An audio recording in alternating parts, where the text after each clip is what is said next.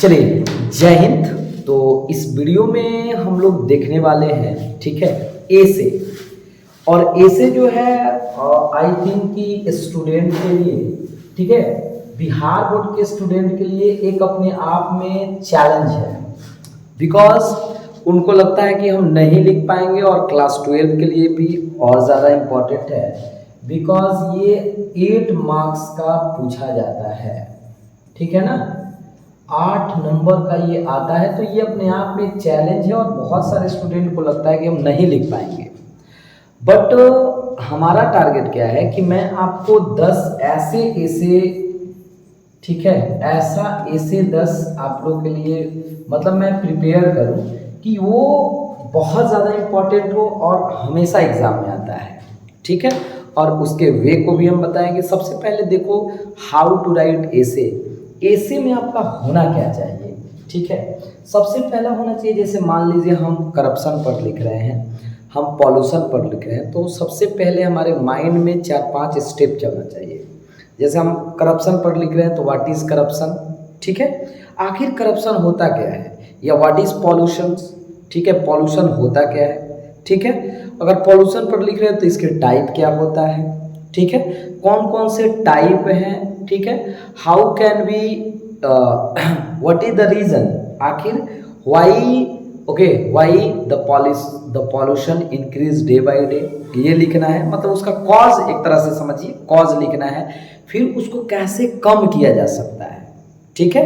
तो 4-5 चीज़ यदि हमारे माइंड में रहेगा तो हम लोग आसानी से लिख लेंगे। लेकिन एक बात याद रखना है कि ऐसे लिखने से पहले, ठीक है, ये सब तो हमारे माइंड में चलना ही चाहिए, और कम से कम इसको 3 से 4 बार अपने घर पर प्रैक्टिस करके जाना है, ताकि आपको कोई भी प्रॉब्लम ना हो, ठीक है ना। तो आइए हम लोग इसमें 2 पॉइंट को लिए हमने, ठीक है, लिया है हमने। एक my aim in life, my aim या माई एम इन लाइफ, ठीक है, और दूसरा हमने लिया है करप्शन। और ये दोनों पॉइंट हम इसी सेशन में क्लियर करने वाले हैं, ठीक है। तो आइए, विदाउट वेस्टिंग मोर टाइम, हम आपको समझा रहे हैं एकदम एक एक हिंदी सहित। आपको क्या करना है, पूरा का पूरा वीडियो आपको देखना ही होगा, ठीक है।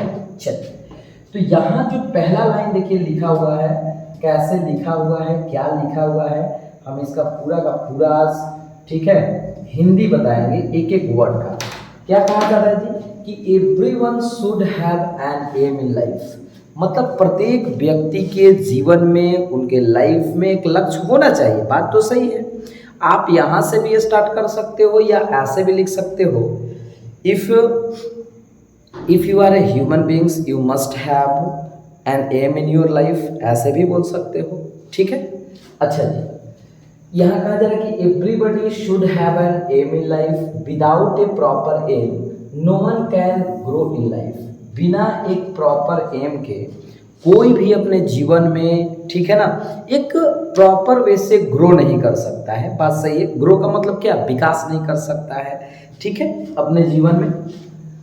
As far as my aim, अब सबसे पहले आप यहाँ 2-3 लाइन ऐसा लिखिए कि पढ़ने वाले को लगे कि नहीं भाई ये काफ़ी अट्रैक्टिव है। मतलब ये नहीं लगे कि माई एम इज ये नहीं। उससे पहले आपको कुछ इंट्रोडक्शन में ऐसा लिखना होगा जो लगे कि आप, मतलब देखिए, सबसे पहले ऐसे में ये भी होना चाहिए कि आपको जब आप शुरू वाला पॉइंट लिख रहे हैं तो शुरू वाला लगना चाहिए, जब आप एंड करें तो ऐसा लगना चाहिए कि आप मतलब इतना ही में पूरा का पूरा बात लिख दिए हो, ठीक है।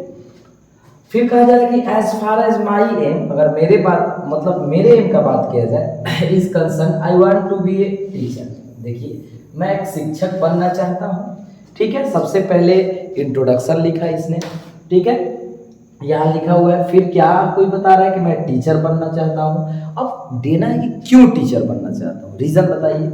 I believe that a teacher is the Pioneer of society, ठीक है ना, मतलब इसका मतलब अग्रज होता है। आई बिलीव दैट मतलब मुझे लगता है, मुझे विश्वास है कि teacher is the Pioneer of the society, मतलब सोसाइटी को आगे बढ़ाने वाला होता है। वो कौन होता है, जो टीचर होता है। I think that educating children is the real blessing. देख रहे हैं, मुझे लगता है, मुझे विश्वास है कि एजुकेटिंग मतलब चिल्ड्रेन, बच्चों को पढ़ाना, ये बहुत बड़ा ब्लेसिंग है, रियल ब्लेसिंग है, वास्तविक आशीर्वाद है, जो भी आप समझिए। Children are the future of the nation, ये भी सही बात है कि बच्चे हमारे नेशन के क्या होते हैं जी, फ्यूचर होते हैं। I shall become a teacher and educate children, मैं टीचर बनना चाहूँगा, मैं टीचर बनना चाहता हूँ और बच्चों को एजुकेट करना चाहता हूँ। ठीक है, कोई प्रॉब्लम नहीं होना चाहिए। Thus I would be able to bring happiness in the lives of the children, और इस माध्यम से मैं बच्चे के जीवन में क्या लाना चाहता हूँ, खुशी लाना चाहता हूँ। कैसे? उनको एजुकेट करके।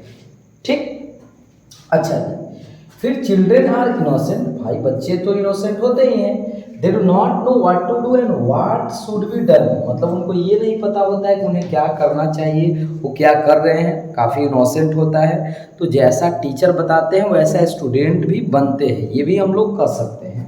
ठीक है, दे डू नॉट नो, ये तो हम लोग समझ लिए। I will guide them to learn and become good, मतलब मैं उन्हें गाइड करूँगा और अच्छे इंसान बनाऊँगा, शिक्षित सिटीजन्स, देख रहे हैं ना, मैं उन्हें एक अच्छे सिटीजन्स बनाऊँगा।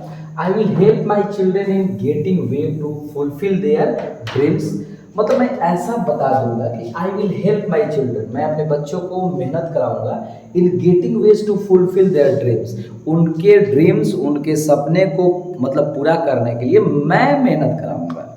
ठीक है, देख रहे हो, उसमें मतलब कुछ भी ऐसा नहीं है कि जो आप नहीं समझ सकते हो। सबसे पहले आप इंट्रोडक्शन लिखे, दूसरा में आप क्या लिखे हो कि आपका एम क्या है, तीसरा में आपको मतलब ये टीचर बनने से क्या फायदा है, इसका कारण क्या है, वो कारण आपने बताया। फिर यहाँ देखिए, I believe that A good teacher is a challenge who can bring changes in the life of children, मतलब एक अच्छा शिक्षक बनना, एक अच्छा टीचर बनना अपने आप में एक चैलेंज है। शिक्षक तो there are so many teachers in the world, in the country, but a good teacher is a challenge, मतलब एक अच्छा शिक्षक बनना, to become a good teacher is a challenge. A teacher gets respect in the society, ये भी बात सही है कि वो एक टीचर जो होता है वो सोसाइटी में रिस्पेक्ट पाता है, वो तो बात आप ही जानते हैं, सब कोई जानता है। Now we can see that consumerist culture is emerging, देख रहे हैं, इन द सोसाइटी। ठीक है, this culture does not care for the dignity of a teacher, मतलब आजकल के जो सोसाइटी है ना, वो थोड़ा सा, ठीक है, टीचर का जो डिग्निटी होता है, गरिमा होता है, वो नहीं समझ रहे हैं पहले की तरह, लेकिन हमें चाहिए। ठीक है, we must respect all the teachers. ठीक है, अच्छा, this culture does not care for the dignity of a teacher, मतलब यह जो कल्चर है वो टीचर के गरिमा को नहीं समझ रहा है। I want to change this scenario, मैं इस सिनारियो को, ठीक है, मैं इस दृश्य को बदलना चाहता हूँ। I hope I will do it, और मुझे उम्मीद है कि मैं इसको करूँगा। ठीक है, तो ये आपका पूरा ऐसे हो गया। ऐसे आप आसानी से लिख सकते हो, जरूरी नहीं है कि पूरा का पूरा आप यही ऐसे लिखिए, बट माई एम ये बहुत ज़्यादा बार पूछा हुआ है। ठीक है, तो ऐसे ही आपको क्या करना है, कंप्लीट करना है। आई होप कि आपको समझ में आ गया होगा। अगर आपको पीडीएफ का जरूरत होगा तो आप हमसे बता दीजिएगा। चलिए, दूसरा जो हमने लिया है, ठीक है, या आज यही इतना ही आपको रहने देते हैं। ठीक है, आप सबसे पहले ये ट्राई करो और कमेंट करो कि कोई ऐसा वर्ड जो आपको नहीं समझ में आया, या कोई ऐसा कोई चीज़ जो आपको नहीं समझ में आए, सो प्लीज़ कमेंट दिस। और अगला हम लोग ऐसे अगले वीडियो में देखेंगे। ठीक है, एक एक करके ऐसे हम 10 ऐसे आपको लिखाएंगे। ठीक है, और आप भी थोड़ा ट्राई करना इसको अपने वे से लिखने के लिए, बिकॉज उसमें हमारा वे होना चाहिए।